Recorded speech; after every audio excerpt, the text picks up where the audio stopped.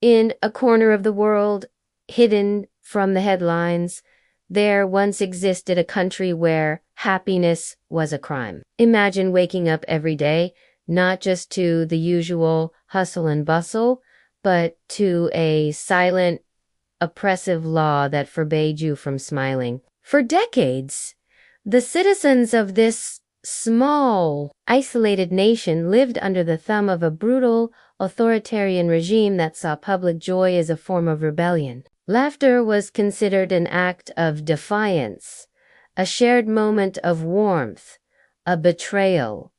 Think about that for a moment. A child's giggle in the park could lead to their parents' arrests. A satisfied grin after a good meal had to be concealed. A cheerful greeting to a neighbor was met with suspicion and fear. The government didn't just control the streets. It sought to control the very emotions of its people. State-controlled media broadcasted nothing but somber news and monotone propaganda. Art was stripped of all color and life.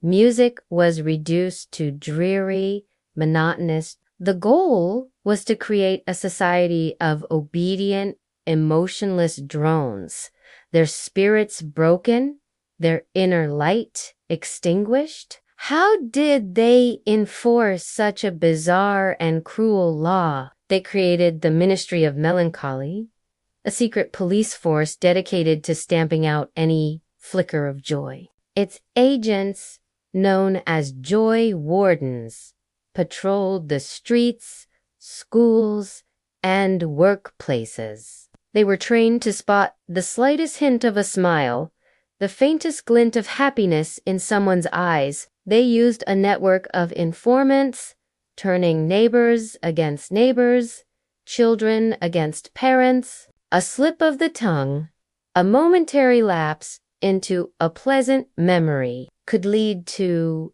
interrogation, public shaming, or worse, disappearance into one of the regime's notorious re-education centers.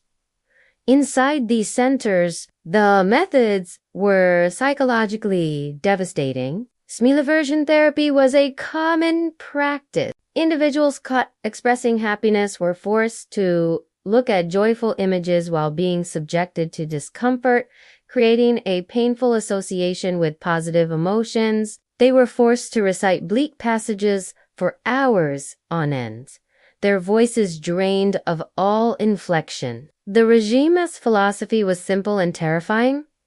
If people could be conditioned to associate pain with happiness, they would eventually cease to feel it altogether. They would police their own minds, crushing any spark of joy before it could even form. Life became a performance of perpetual sadness. People learned to walk with their heads down, to keep their faces blank and impassive. They mastered the art of the neutral expression, a mask that betrayed nothing. Homes, which should have been sanctuaries, became silent theaters of sorrow. Families ate their meals in silence, afraid that a shared joke or a happy memory might be overheard. The most intimate moments of life, the birth of a child, a wedding, a reunion, were stripped of their natural joy. Conducted with a solemnity usually reserved for funerals, the psychological toll was immense. Generations were born into this reality, never knowing what it felt like to laugh freely. They were taught from infancy that happiness was dangerous, that to feel good was to be bad. The human spirit, however, is resilient. In secret, small acts of defiance occurred. A grandmother might secretly hum an old lullaby to her grandchild when no one was listening. Two friends might exchange a fleeting, knowing glance that held more warmth than any spoken word. These were tiny, dangerous sparks of humanity in an ocean of manufactured gloom. They were whispers of the life that had been stolen from them. But these acts were rare and fraught with peril. For most, The constant pressure and fear rewired their brains. The neural pathways associated with pleasure and reward began to wither from disuse.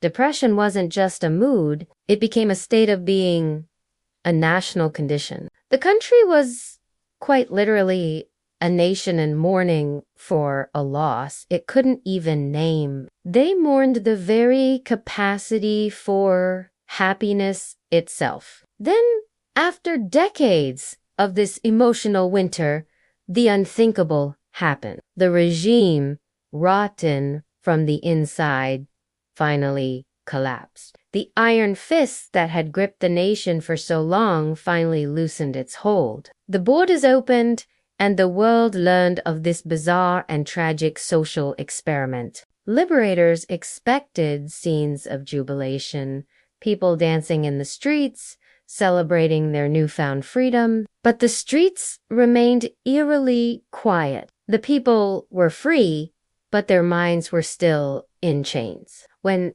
outsiders arrived, smiling and offering help, many of the citizens recoiled in fear. A bright, cheerful greeting was met with the same suspicion and anxiety it had drawn for years. They had been conditioned for so long to see joy as a threat that they could unsimply switch it off. The software of their souls had been corrupted. The challenge of rebuilding wasn't just about infrastructure or politics. It was about relearning how to feel. Therapists and psychologists from around the world flooded in, but they were faced with a problem they had never encountered on this scale. How do you teach an entire population to be happy? How do you convince someone that laughter is UNT crime when they've spent their entire life believing it is? The process was slow and heartbreaking. In therapy sessions,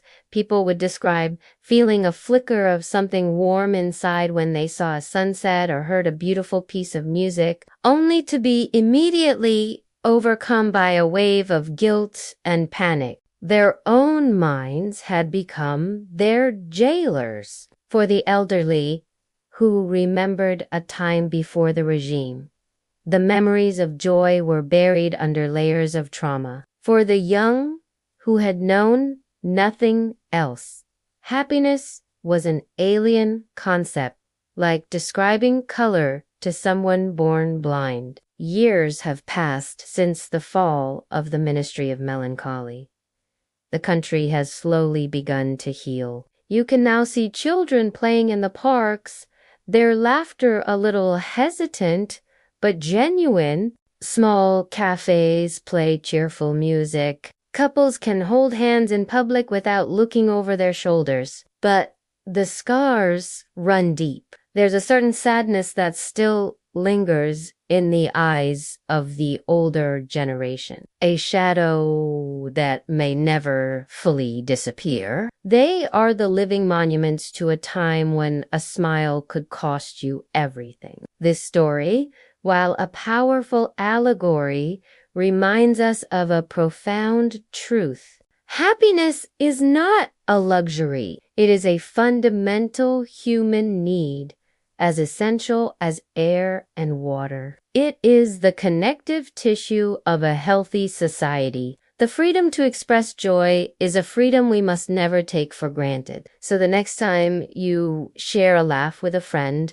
the next time you smile at a stranger, or the next time you simply feel a quiet moment of contentment, cherish it. Recognize it not just as a feeling, but as an act of freedom, an expression of our shared humanity. If you believe that the freedom to feel joy is a right worth protecting, share this video. Let this story be a reminder of how precious our emotions are. And for more stories that explore the hidden corners of the human experience, subscribe to Beyond Known. Thank you for watching.